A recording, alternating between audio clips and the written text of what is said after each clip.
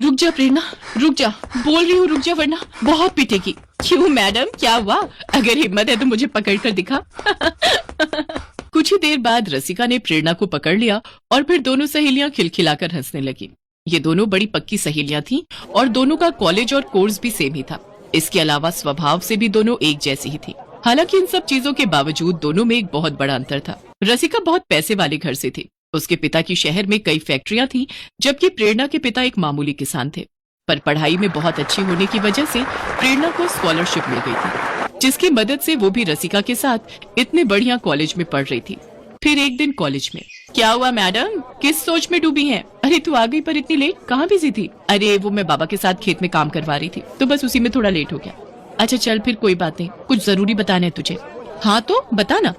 यार वो लोग कल घर आए थे। कौन? अरे वही लड़के वाले जिनके बारे में मैंने तुझे पिछले हफ्ते बताया था।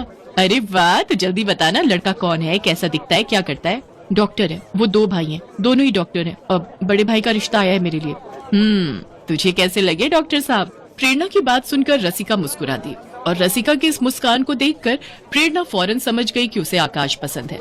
रसिका ने प्रेरणा को आकाश की फोटो दिखाई, जिसे देखकर प्रेरणा ने कहा, अरे वाह यार, सच में जीजू तो बड़े स्मार्ट हैं और ये शायद इनके छोटे भाई होंगे, है ना?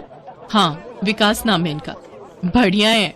अब सच यार मैं तेरे लिए बहुत खुश हूँ। बस अपने ससुराल जाकर मुझे भूल मत जाना। तू पागल है क्या? तू कोई भूलने वाली चीज है क्या मेरी जान? प्रेरणा और रसिका दोनों ही बहुत खुश थे। सब कुछ बढ़िया चल रहा था, लेकिन फिर एक दिन अचानक प्रेरणा के पिता के खेत के बगल से बह रही नहर में बाढ़ आ गई और सारा पानी खेत में आ गया। कटने को तैयार खड़ी फसल पूरी की पूरी चौपट हो गई। ये मंजर देखकर प्रेरणा के पिता को हार्ट अटैक आ गया और उनकी मौत हो गई। प्रेरणा के पिता के जाने का दुख उसकी माँ भी बर्दाश्त नहीं कर पाई और वो भी कुछ ही हफ्तों बाद चल बसी। प्रेरणा बिल्कुल अकेली रह गई थी। अपना कहने को बस उसके पास उसकी दोस्त रसिका ही थी। रो मत प्रेरणा, मैं हूं न तेरे साथ। खुद को कभी अकेला मत समझना, समझी ना? सब खत्म हो गया बहन, कुछ नहीं बचा मेरे पास। ऐसा मत भूल, जो मेरा है वो तेरा भी है। तू मेरी सहेली से बढ़कर बहन है। चल अब से तू मेरे साथ मेरे घर पर रहेगी। नहीं नहीं बहन, मैं तेरे परिवार पर बोझ नहीं बन सकती। तू मेरी चिंता मत कर, मैं कैसे भी रह लूंगी। बस जब भी मुमकिन हो मुझसे मिलती रहना बहन। रसिका जानती थी कि स्वभाव से खुददार प्रेरणा कभी उसके घर आकर नहीं रहेगी और ना ही उससे कोई मदद लेगी, लेकिन उसे भी हर हाल में प्रेरणा की मदद करनी ही थी। तो जब उसे कुछ नहीं सूझा तो उसने इस बारे में अपने होने वाले पति आकाश से बात की। वैसे तुम्हारी इस प्रॉब्लम का एक सोल्यूशन है मेरे पास। हाँ तो जल्दी बताओ ना। तुमने बताया कि तुम्हारी सहेली बहुत खुददार है, मतलब किसी का एहसान नहीं लेगी। पर नौकरी तो कर सकती है ना? क्या मतलब? तुम्हारे पापा की इतनी सारी फैक्ट्रीज हैं, तो उन्हें मैनेज करने के लिए मैनेजर्स तो चाहिए होते होंगे ना? रसिका को आकाश ने बहुत अच्छा आइडिया दे दिया था। अगले ही दिन रसिका ने प्रेरणा से इस बारे में बात की। पहले तो प्रेरणा ने इनकार किया, लेकिन रसिका के बार बार कहने पर वो मान गई। रसिका ने अपने पापा से इस बारे में बात की तो उन्हें भी प्रेरणा को अपनी एक फैक्ट्री का मैनेजर बनाने में कोई परेशानी नहीं थी, क्योंकि वो भी प्रेरणा को काफी पहले से जानते थे और असल में वो भी प्रेरणा को अपनी बेटी जैसा ही समझते थे। तो इस तरह प्रेरणा अब रसिका के पापा की फैक्ट्री में मैनेजर बन गई। कुछ ही दिनों बाद कॉलेज का रिजल्ट भी आ गया और प्रेरणा ने पूरे कॉलेज में टॉप किया। इसके साथ ही प्रेरणा अपनी नौकरी भी पूरी ईमानदारी और मेहनत से कर रही थी। कुछ ही समय में वो फैक्ट्री का सारा काम बहुत अच्छे से संभालने लगी।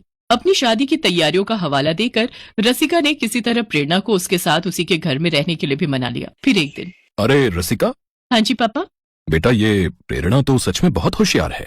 पता है, जिस फैक्ट्री में पिछले 1 साल से मुझे कुछ नहीं बच रहा था, प्रेरणा के आते ही न सिर्फ ऑर्डर बढ़े हैं, बल्कि वो फैक्ट्री तो मुनाफे में भी आ गई है। हाँ तो ऐसे थोड़ी ना मैंने आपको उसे जॉब पर रखने को बोला था। वो सच में बहुत अच्छी है। हाँ बेटा, सच में बड़ी प्यारी बच्ची है। जितनी समझदार और मेहनती है, उतनी ही संस्कारी भी है। लेकिन किस्मत ने बड़ा बुरा खेल खेला है बेचारी के साथ। सच में, अगर मेरा कोई बेटा होता तो मैं प्रेरणा को अपने घर की बहू बना लेता। अपने पिता की इस बात पर रसिका मुस्कुरा दी, लेकिन कहीं न कहीं उसे ये भी एहसास था कि वाकई उसकी शादी हो जाने के बाद प्रेरणा बहुत अकेली पड़ जाएगी और भविष्य में उसकी शादी भी किससे और कैसे होगी, ये भी एक बड़ा सवाल था। फिर एक दिन, ओए प्रेरणा की बच्ची, हाँ बोलना, तू मैनेजर क्या बन गई? बड़े नखरे हो गए तेरे। मेरे लिए बिल्कुल भी टाइम नहीं है तेरे पास। मेरी शादी आ रही है और तू है कि बस फैक्ट्री से घर और घर से फैक्ट्री में ही उलझी रहती है। मेरा लहंगा, पार्लर और ज्वेलरी कुछ भी फाइनल नहीं हुआ अब तक। अच्छा बाबा, मैं अंकल से बात करके छुट्टी ले लेती हूँ और आज के आज सब फाइनल कर देते हैं। अब तो ठीक है ना? पापा से मैंने बात कर ली है, तेरी छुट्टी अप्रूव्ड है। चल अब जल्दी से मेरे साथ चल। ऐसे ही रसिका की शादी का दिन भी आ गया। गहनों से लदी रसिका दुल्हन के रूप में बहुत ही सुंदर लग रही थी। रसिका के पापा ने शादी में अपनी हैसियत के अनुसार काफी खर्च किया था।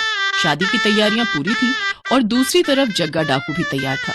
जग्गा डाकू और उसकी गैंग के नाम से ही सब डरते थे। सारे लोग है, चल चुपचाप से हाथ ऊपर करे, कोई होशियारी नहीं है। ए बगीरा, जाबे दुल्हन के सारे गहने ले आ। जग्गा और उसके आदमी बंदूक लेकर खड़े थे। बंदूक के खौफ से हर कोई सन्न था। जग्गा के साथियों ने रसिका से उसके गहने छीनने की कोशिश की, लेकिन रसिका उन्हें धक्का देकर भागने की कोशिश करने लगी। तभी जग्गा ने बंदूक रसिका की तरफ तानी और गुस्से से बोला, ए लड़की, रुक जा वरना गोली मार दूंगा, समझी?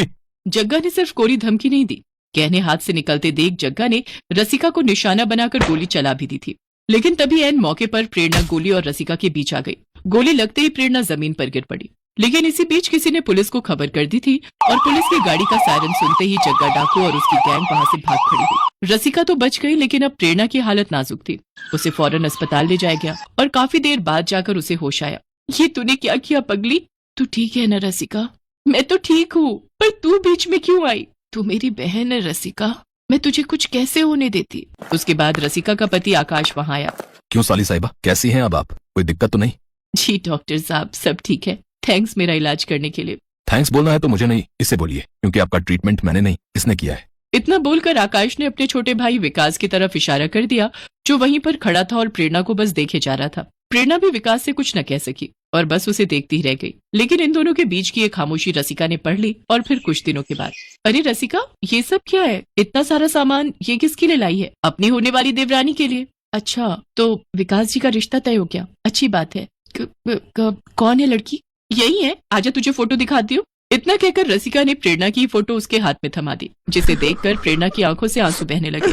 नहीं रसिका, ये सही नहीं है। न तो मैं विकास जी के लायक हूँ और न ही मेरी हैसियत। ऐसा तुझे लगता है, विकास भैया और हमारे परिवार को नहीं। सच मान प्रेरणा, ये शादी तुझ पर कोई एहसान नहीं है, बल्कि ये तेरा हक है जो तुझे मिलना ही चाहिए। हाँ, पर मेरी एक शर्त है, शादी के बाद मैं तेरी जेठानी हो जाऊंगी, तो थोड़ा अदब से बात करना मुझसे, समझी?